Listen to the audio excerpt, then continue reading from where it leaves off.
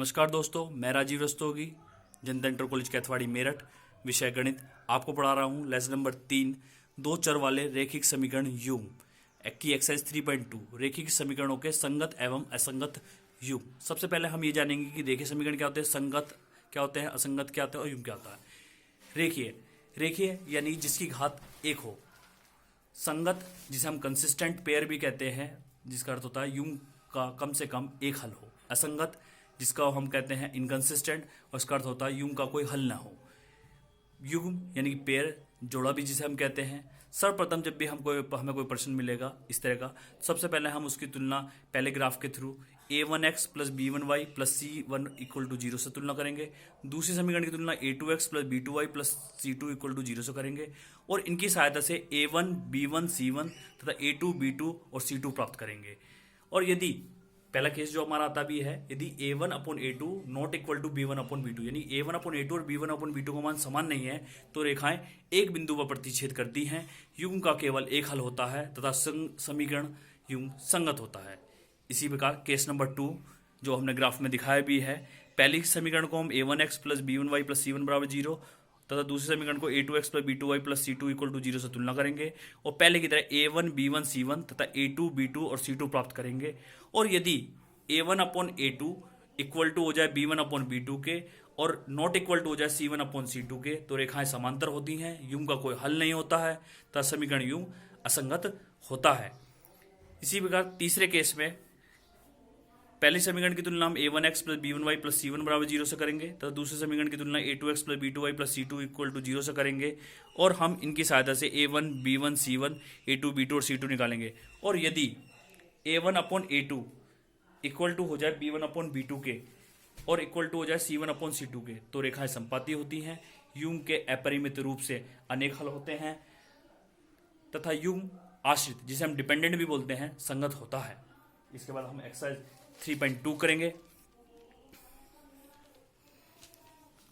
पहला question exercise 3.2 का, कक्षा 10 के 10 विद्यार्थियों ने गणित की पहेली प्रतियोगिता में भाग लिया। यदि लड़कियों की संख्या लड़कों की संख्या से 4 अधिक हो तो प्रतियोगिता में भाग लिए लड़कों तथा लड़कियों की संख्या ज्ञात करनी है। सर्वप्रथम जैसे कि जो हमें पता नहीं है उसे ही हम x मान लेंगे और y मान लेंगे। दो चर वाली समीकरण है ये।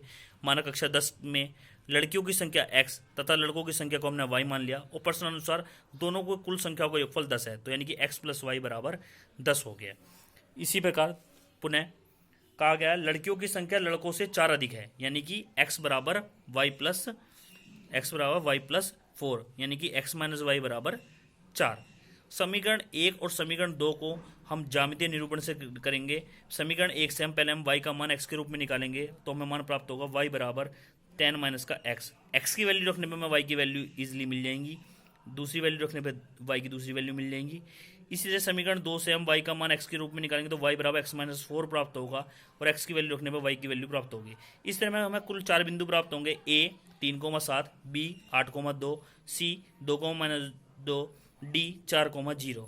और जब हम इन्हें ग्राफीय निरूपण करेंगे पहली वीडियो की तरह, x की वैल्यू हम लेंगे 3 और y की वैल्यू हम क्या लेंगे 7।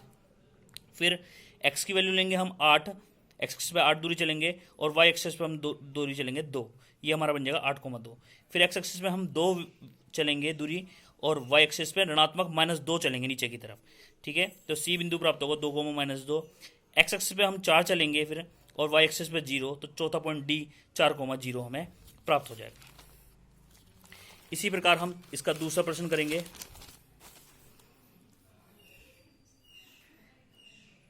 पांच पेंसिल तथा 7 कलमों का मूल्य 50 रुपये है, जबकि 7 पेंसिल तथा 5 कलमों का मूल्य 46 रुपये है। एक पेंसिल का मूल्य तथा एक कलम का मूल्य ज्ञात करना है।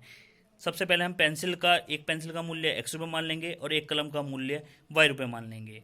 तो इसके अनुसार हमें प्रश्न अनुसार हमें संख्या मिलेगी 5x प्लस 7y बराबर 50 और 7x प्लस 5y बराबर 46। इसको आप स्वयं करेंगे, ना ने पर आप कांटेक्ट करेंगे हमारे व्हाट्सएप नंबर पे। क्वेश्चन नंबर 2, इसके बाद पढ़ेंगे क्वेश्चन नंबर 2, जिसमें हमें 2 समीकरण दे रखी हैं। पहली समीकरण है 5x माइनस 4y प्लस का 8 बराबर 0, तो दूसरी समीकरण है 7x प्लस 6y माइनस 9 बराबर 0।